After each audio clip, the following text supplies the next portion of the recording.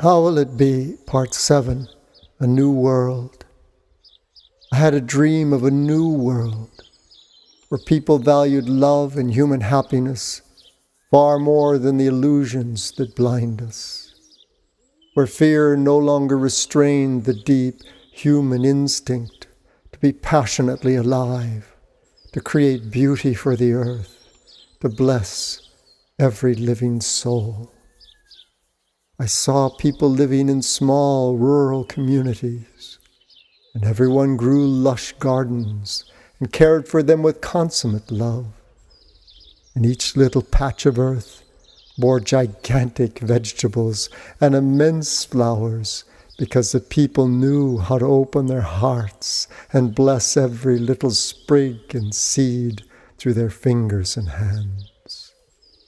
And people took time to breathe deeply, to gaze up into the open sky with open hearts, to feel the beauty of a breeze playing on their bare skin. And roosters crowed, and chickens cackled, and cows mooed their motherly moos, and horses whinnied, and donkeys brayed, and the people heard the music of creation humming its divine song. And they savored life's gift, every sound of it, each smell, every new unfolding sight in the constant movement and miracle of the river of time. And they moved slowly and were peaceful and happy.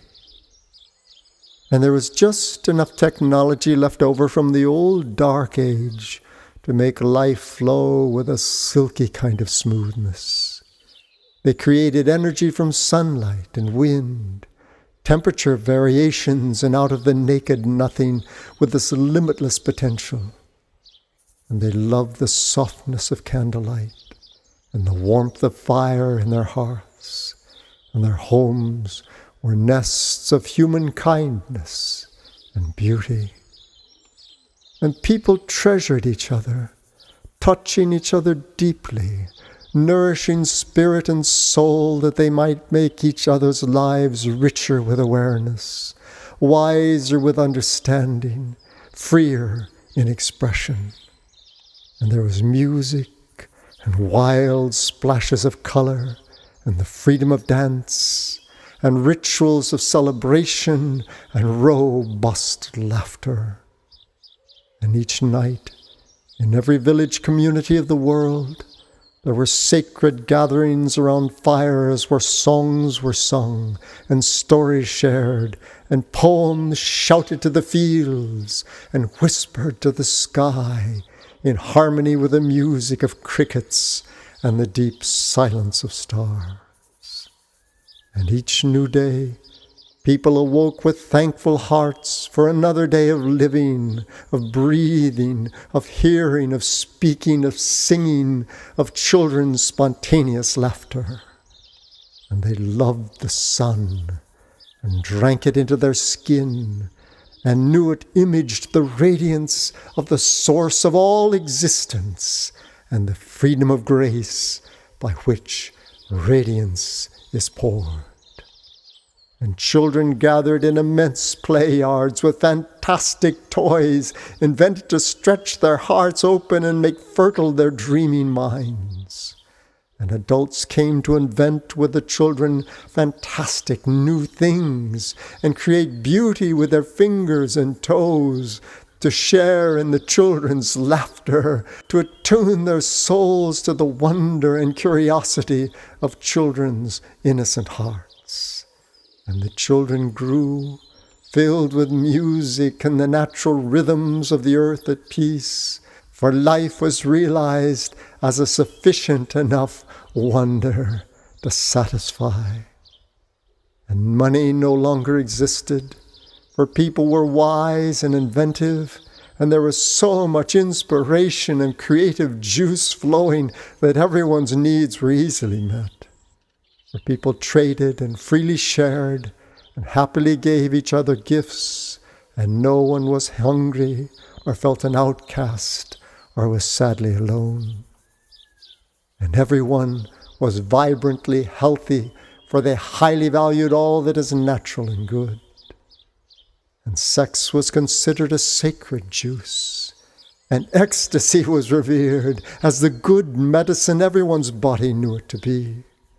And people moved their body's life force simply with breath and free-flowing attention to nourish every organ, every cell.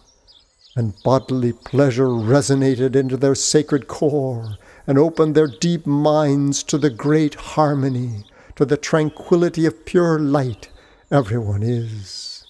And they cherished their good sacred bodies and guided their passions with the wisdom of the innocence they realized they were, and happily followed life's instinctual urge to create more beauty in all their ways. And no one harmed another, for love's beauty was strong and its energies real.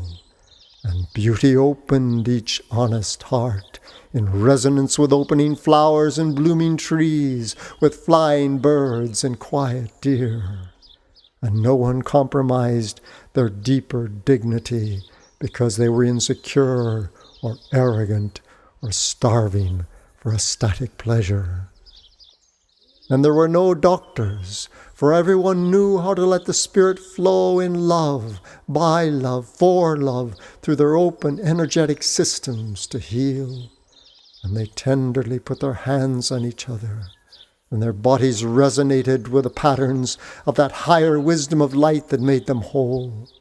And they massaged each other's bodies and anointed each other with flower essences and oils, and in innocence let all life's good energies flow. And there were no more religions, for the old stories that had blessed and crippled us were fulfilled and past. And life was once more the path, and living love was at last the only way. And people opened their naked beings into song and into the free laughter of a free people. And higher realms were opened, and beautiful immortal beings whispered to sensitive human hearts, and no one was afraid of what is mysterious and too beautiful to say. And when an old one's time on earth was done, they lay down in a field under the blue sky, or in the midst of beloved family and friends, and relaxed so completely into love that they melted out of their bodies into pure light, into flight, into the endless singing of the homeland of their hearts. And the old nations and boundaries were no more, because mankind had become a world of children, of lovers, of luminous souls alive in the supreme harmony, in love with the great love. And God was infinite beauty unfolding, streaming through sky, shining in matter, luminous in eyes, singing the great universal song of life loved and flourishing and so radiantly real.